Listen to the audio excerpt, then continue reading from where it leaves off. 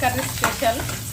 కొంచెం ఉప్పు, కారం, పసుపు వేసి గోలిస్తున్నా. తర్వాత కర్రీ వేస్తాను. గోలిన తర్వాత మంచిగా ఎక్కువ పట్టాలి. ఉప్పు, కారం, పసుపు ఉల్లిపాయ వేస్తున్నా. టమాటా వేస్తున్నా. కొంచెం సగం మగ్గితే సరిపోతుంది. మిక్సీ పడితే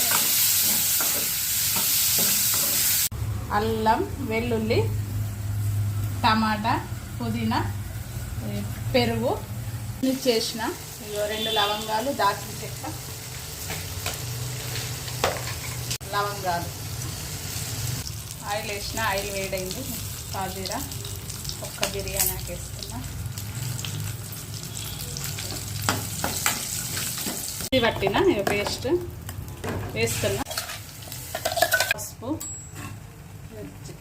జీలకర్ర పొడి. నేను అన్నీ రెడీ చేసి పెట్టుకుంటే ఎప్పుడైనా అవసరం వస్తాయి అని. మళ్ళీ నాకు ఎంబడే చేయడం టైం ఉండదు. మేము షాప్కి వెళ్తాం. ఇది ధనియాల పొడి. ఇందులోనే కొంచెం పెరుగు, సరిపడా ఉప్పు,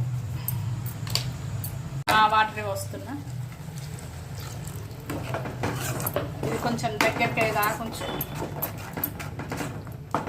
ఎగ్గులు వేస్తున్నా.